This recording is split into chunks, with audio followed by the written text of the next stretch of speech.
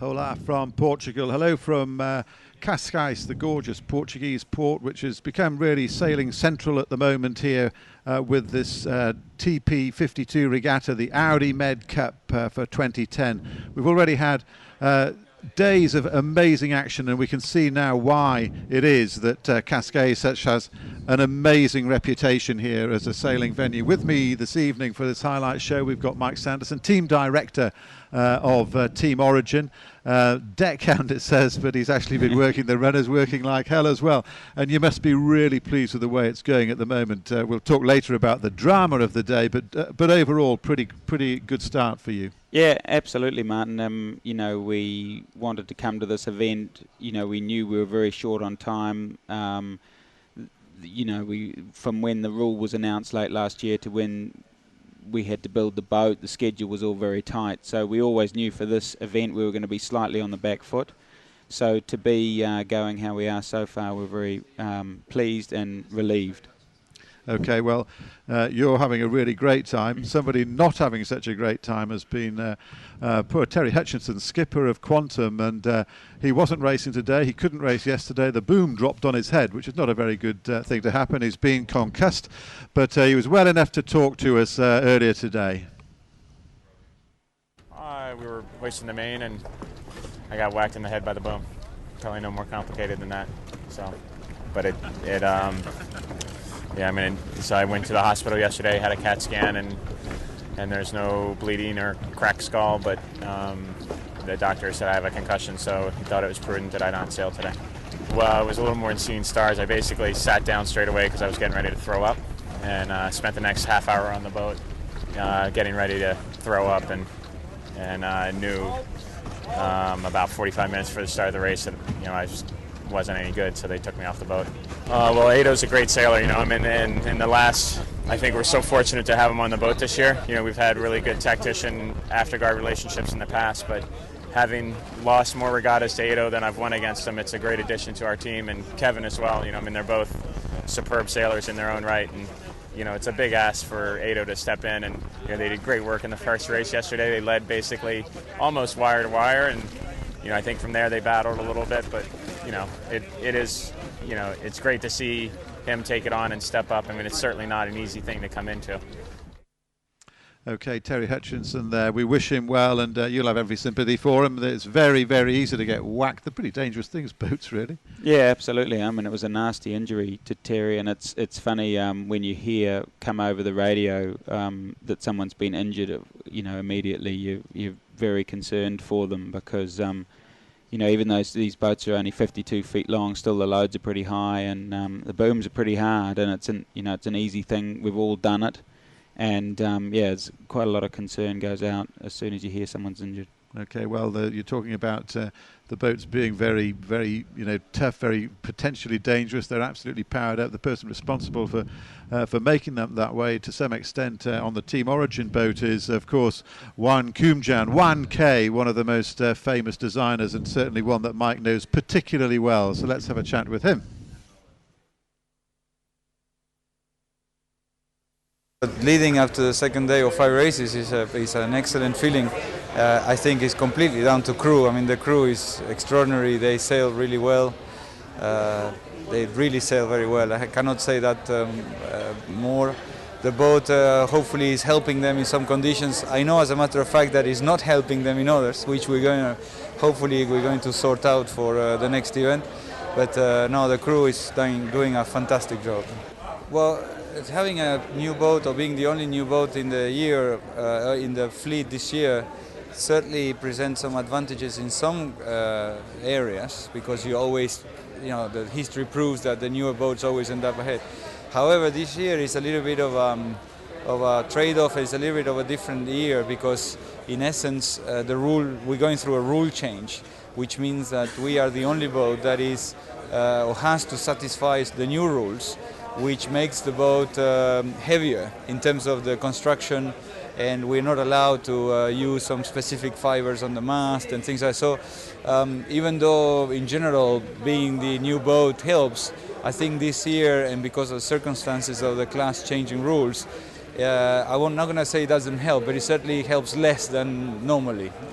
Well, from a performance point of view, it's been very positive. I think that we without affecting the cost whatsoever, I think we can go another notch, which in essence is what the 2011 rule is. So I think that the next year's rule is ticking those boxes, and I think the boats are going to be a lot more exciting next year what they are now. So considering that they are very exciting today, it's going to be very, very good. We know how the boat goes, and a logical choice of you, not the first boat that 1K has built for you. So just in essence, why choose him before we look at race 5 and what the boat does? Yeah, I mean, you know, it would have been easy for us to have bought a second-hand boat, especially since we made the decision to do the Audi MedCup so late last year. But, you know, we need to remember that the reason Team Origin's here is to grow as a team to have a serious shot of winning the next America's Cup.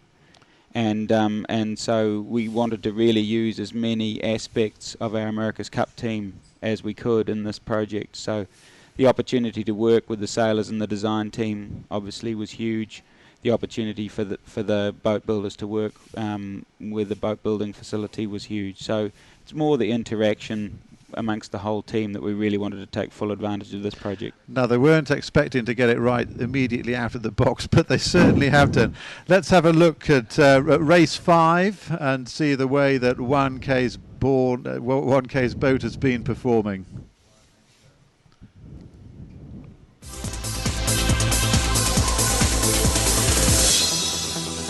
This is race 6 of the Audi MedCup regatta, and it looks like they are underway. Now we're thinking that they seem to be clear. We can see Audi A1 is doing a port tack start right behind everybody, trying to position themselves comfortably in the fleet. Now this might be giving palpitations to Stefan Candler sitting here alongside me, but what we saw yesterday was that some boats who went out that way, including your guys, it paid dividends for them. But clearly at the moment that pin end looked to be favoured. Early out, sharp off the line, Emirates Team New Zealand seemed to be in clear air. They hit the pin at speed. Audi A1 and Luna Rossa heading out towards the right-hand side, heading into the mark according to Virtual. There's absolutely nothing between these two. They're currently lying first and second in this Audi MedCup series here in Cascais. Ben Ainsley looking like he hasn't got any particular concerns, relaxed at the helm. He's just looking underneath the jib, see where he's going, how far away that buoy is. And behind them will be interesting because Christabella is now coming from the left. Yeah. Will they manage to get into it? Because there is a real wall in front of them. Okay, well, Look at that. The lead boats are on the gate, and yeah, it is indeed. They just managed to sneak through there ahead of Christabella, Bigamist and Matador exchanging tacks. So now Bigamist's coming in and Christabella's tacked. Big group there. As we're actually looking though at Team Origin. They're across the gate. The kite is getting set now. A bit of a battle on the foredeck. That's not so good. If he can't free the kite out of it, I think he's getting there now. Struggling to get that kite out of the bag. That could delay them slightly as they get ready for the hoist. Synergy coming around in third place. They're sailing particularly well. Again, they're reflecting their position on the leaderboard at the moment. Emirates Team New Zealand thundering around there. Dean Barker heaves that tiller extension up towards them and away, and they're off. It's really amazing to see how close the boats are and how quickly you can go from first to second or fifth. Look at this. Yeah. Quantum well down the fleet there. And your guys, Audi A1, they're sitting really nicely. Sixth going around there behind Brebon. And now, there's an interesting development. Team Origin have jibed away straight away. Emirates Team New Zealand have decided that they do still like what was the left-hand side of the course and is now the right-hand side looking down. And Origin have gone on a bit of a flyer. The only boats so far to have gone out hunting out to the right-hand side, the left-hand side of the course, looking down. So they've decided that there is something that they want down there. I wonder what it is that they've seen. Okay, Andy, I'm here with Stefan Candler, and we were discussing the flyer that they took, that Origin took when they were the first and only boat to head straight over there. Could you see what they were looking at? Not especially, Martin, to be honest, but at the moment it's just, actually, Team New Zealand have come back a little bit, just to say they managed to get further inshore, and they're just a little bit closer, but Team Origin are very much controlling the game at the moment. Okay, thanks very much for that, Andy. We'll be coming back to you shortly. Now, Stefan, this is getting pretty interesting up near the top mark. Yeah, we see that Emirates Team New Zealand managed to get very close to Team Origin again, going on the right. So the game is open again.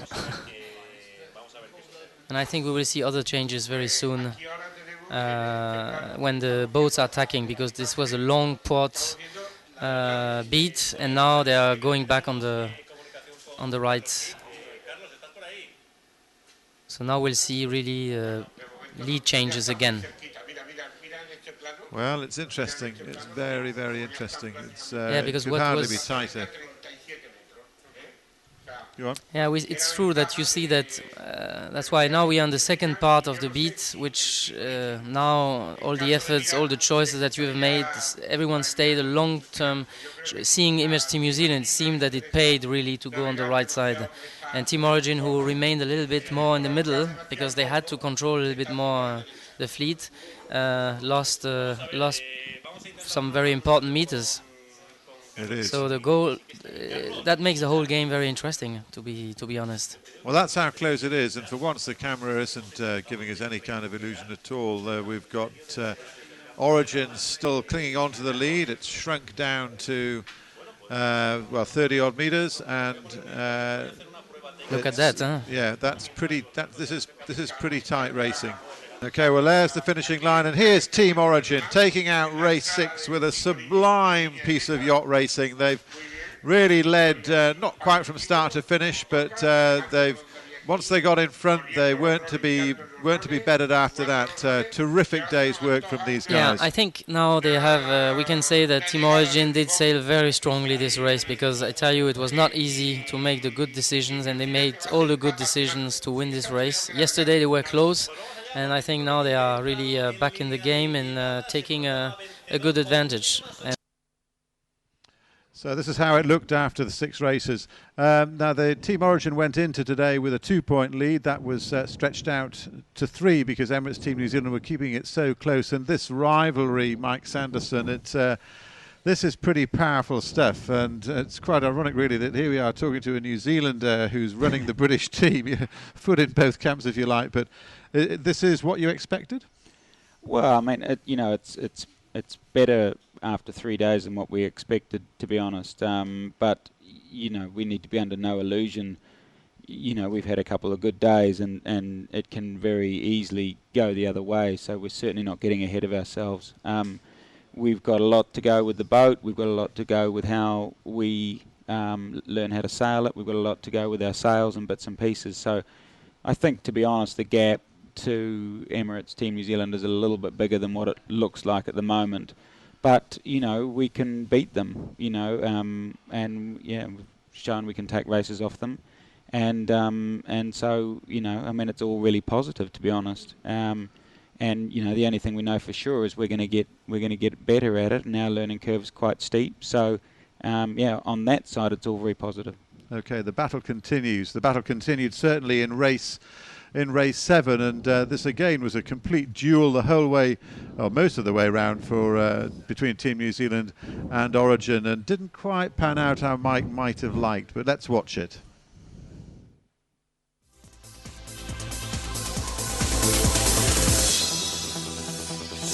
A solid start, I think, from Team Origin. Audi A1 just a little back. Probably in the second rank a bit. They're going to have to tack off now on port tack. But really the best so far is Team Origin and Emirates Team New Zealand. Prada just recrossing the start line now, just ducking behind the committee boat now. breeze is probably 14, 15 knots, still very gusty. And what we have seen is we can see a squall line just down the way down off Lisbon, right down the river. And I think that is partly helping to pull the breeze right. And I think we'll see the right favoured again this race. But they've got a fair jump on the fleet yet again, these two boats. As you can see, we're in just pretty much the middle of the first beat, heading up. Long way to go on this, and I love it when you see virtual telling you there's a metre between them, and absolutely they're just dead heating for a while. Well, what better competition could you possibly ask for? The question is, who will split and who will find the gains? Now, well, we've just clearly Origin couldn't live in Team New Zealand's air, returning the favour that happened earlier, and so they're really playing cat and mouse. They're swapping bad air, and we could be in for another major duel going on here. So Emirates Team New Zealand will be round the windward mark and should probably get to just about the spreader mark before Origin reach the windward mark. I think Artemis are going to get there third. Okay, here's our race leader now, Emirates Team New Zealand. They just managed to ease their way somehow around Team Origin, who led off the line. And this is Emirates Team New Zealand with a fairly reasonable lead at this stage of the proceedings. And following them round. Team Origin doing turns, the penalty turns at the windward mark for Origin. That's going to be expensive. Did not see what the incident was, but they're still going round. Well, this is going to be enormously expensive. Artemis are on a port tack lift just now, and the breeze has gone a little bit left, and there's certainly more pressure out here on the left side. So Artemis advancing progressively against Emirates Team New Zealand. Well, you've got some pretty sharp eyes there, Andy Robertson, because Virtual Eye is absolutely confirming that Artemis is our new leader, coming in from the left-hand side of the track. And Artemis, our race leader here, by 19 metres, 18 metres, 17 metres. It's coming down all the time with Emirates Team New Zealand. Now, when are we still on these? I'm just trying to see what tack they're on. Andy, give us your perspective at the moment.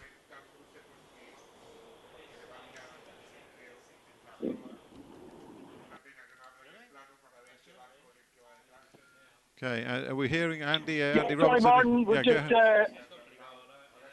What we were saying a few minutes ago was that Artemis were very definitely lifting offshore on the left, and now what's happening is they're moving across into the right-hand breeze and getting headed progressively as they get towards the shore. So that little advantage, or the advance that they made, was pretty temporary. And Emirates Team New Zealand looking increasingly strong as they get closer to the shore and into the favoured right-hand shift, which you should start to pick up soon. Emirates Team New Zealand crossed the line to take out race 7 of the this Trofeo de Portugal. Dean Barker there again, absolutely not a scintilla of emotion, just job done. That is going to sit them nicely up at the top of the table. Ray Davis was telling me yesterday that they're a great bunch of guys and they just feel confident, and that confidence is showing. Behind them now, here comes Artemis. What a terrific race these guys have sailed.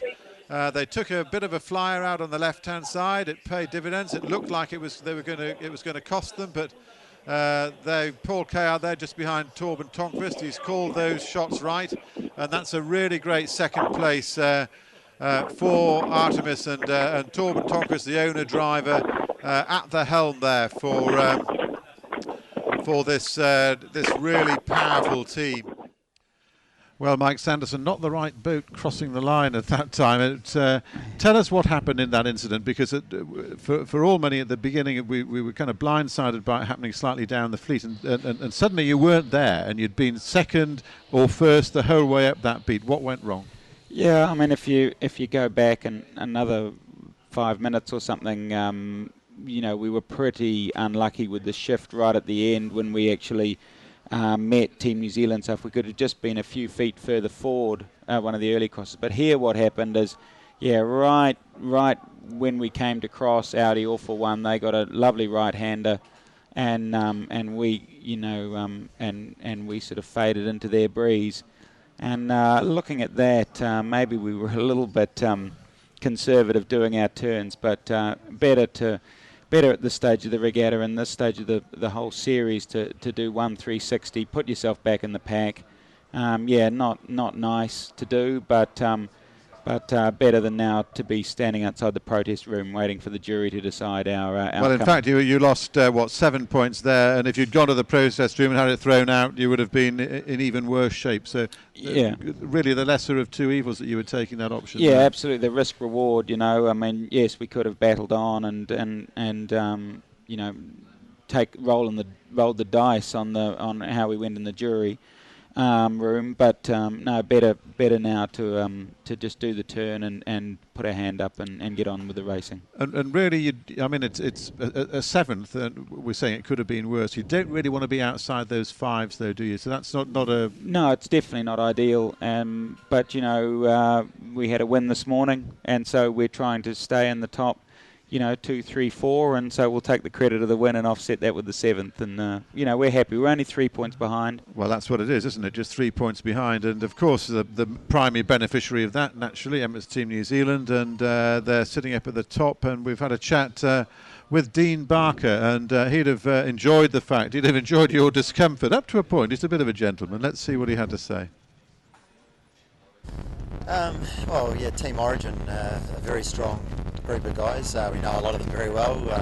Ben was part of Emirates Team New Zealand in 2007, so know the guys very well, and it's always going to be interesting racing against Ben and his guys. They huge amount of talent there. They're a very strong team in the Louis Vuitton events, and they've got a brand new boat here, which is pretty competitive. So it's good racing.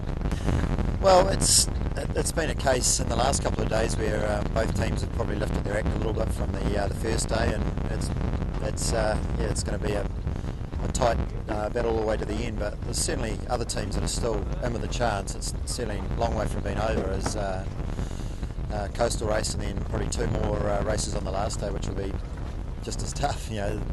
It's a hard race course, and one minute you think you're toast, and then the next minute you're looking good. So it's just being patient and taking the opportunities.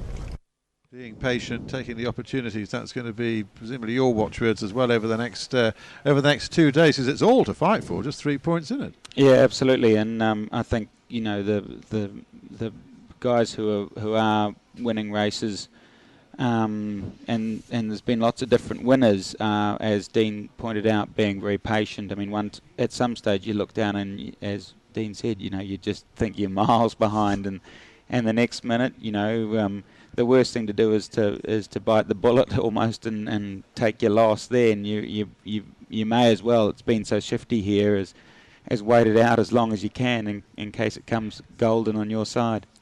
Well, clearly you're getting something that's working. We're looking forward to seeing a bit more of that now. We've loved watching the TP52s in action, but we've also been watching here in Cascais race 5 of the GP42s.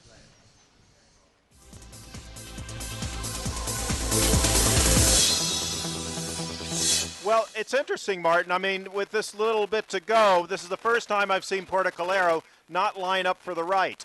They've made pretty conservative starts, not pushed it too hard, and now they're actually taking the pin end.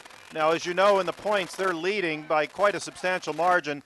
They've done that largely by being the first boat to the right. But look at Aris. Aris now ducking everybody, going over to the right themselves. So it's Aris and Portugal have actually swapped sides off the starting line in this third race.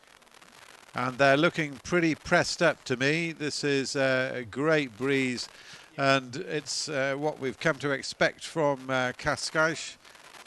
This is, well, for me, it's my first trip here, but I've heard so much about it over the years, and it's just great to come here and see what you've been learning about all that time, what you've been hearing about. It is actually true. This is a fabulous breeze. It's solid but also tricky, and it's giving us a difficult sea state for the boats to have to thread their way through. But I would assume that they're absolutely reveling in these conditions. The change, according to Virtual Eye now, is that Madrid-Casais has taken advantage of that right-hand side, and they're now leading Puerto Calero, and Peninsula Petroleum are sitting in third spot according to the electronics here. So yes, that's indeed. That's pretty interesting. Yes, absolutely. There's a little bit of a left shift now, which is making Petroleum look better and better. In fact, I hope that from our position, we're just to windward of Petroleum. I hope we're not interfering with them. I'd like to see these guys get into the game.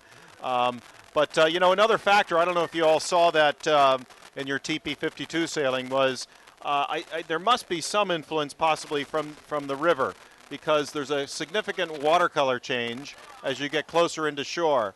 And it, you know, without a GPS and without being on board, it's a little hard to tell, but it makes me think possibly there's a little bit of possible ebb current or some advantage one side or the other from that different water, from the different water that we see.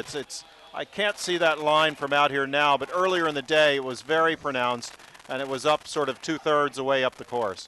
We watched Iberdrola in the first race today do a phenomenal job of going from last to first just on the first run downwind. They were the first to jibe, and they worked the hell out of the boat. They really use a lot of kinetics. You know, Rule 42 has been suspended for this class. Yeah, actually, well, are you seeing a bit of a problem on Iris Enschel? To pump and rock and ooch. Have a look at Iris. Have a look at Iris. Yeah, they've been struggling today. They've had very poor spinnaker sets, to be honest. A couple of broaches, and I don't know. They need to really sort their crew work out. That's not going to come out in a hurry, that one. They're going to have to drop it, I would have thought, to get that wine glass out. Is this a problem here with the kite? They're fishing here on, it would be Iris. What a mess that one is. Yes, this is, Iris is trawling their kite. It's an absolute mess. They're in deep strife here, and that's their race gone, really, isn't it? These newer boats, these newer B and C boats, both Madrid-Casais and Porto Calero, are very fast in these easy downwind conditions. The hulls are just more powerful, they're more stable. You know, they do have a definite advantage over the 2008 generation boat that Iberdrola has. Well, Paolo Chan's making the most of it. The boat's being beautifully sailed at the moment, and I'm guessing not that far from the finish line, and he's doing a neat job of holding out the opposition. Though probably as soon as I say that, everything will change and they'll all close up. But 135 meters closing in on the line. How far away from the finish? Martin, we're just about 150 meters, not very far at all. The breeze is actually back just down at this end, but I don't think it's going to change anything in the way that they're coming in. Okay, and the looking at Iberdrola on the left and Puerto Calero on the right. Who are you going to pick to sneak through there? Well, as Nacho said earlier, every time you jibe, you lose a little bit. But the team that jibes the best out here is definitely Iberdrola. Those guys, we're watching them jibe right now. They jibe the spinnaker first, do a very slow turn. The main slides across easily, and it's a really very smooth maneuver. They definitely have their technique down in jibing, much better than any of the other teams out here. Okay, well that looked like the one and in for Madrid, and I'm taking it that they're going to be crossing the line very shortly. And let's see the crossing between Iberdrola. The battle is going to be for the second place now. Paolo Chan, and the handshakes go out, and Paolo Chan and his crew on board Casais Madrid-Casais, they take race 5 of the GP42 series, and let's get out to see who's going to sneak across the lines. Looking like Puerto Calero has got second place. Iberdrola chasing all the way, but a little too late, a little too little, a little too late. And Just 6 seconds, the margin there after almost an hour of racing. What does that tell you about how tight this yacht racing is in these fantastic conditions? Well, that is as tight as you can get, really, isn't it? And I presume that you're all loving this. Oh yeah, I mean it's it's a beautiful place to go sailing. We've had great breeze. I mean, it has been incredibly shifty and puffy though, and that's great for the entertainment, but it's pretty stressful for the teams, and I think it'll be interesting to see how, as the season goes on, a lot of teams are getting an opportunity at the lead who aren't getting off the line nicely, and historically that hasn't worked very well in the Audi MedCup. So it's very entertaining, but it's quite different racing.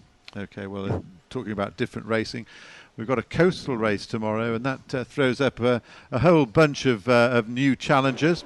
1.5 points that racing is going to count, so we wish you well with that tomorrow. Thanks very much for coming in and giving us your time. It's been a pleasure.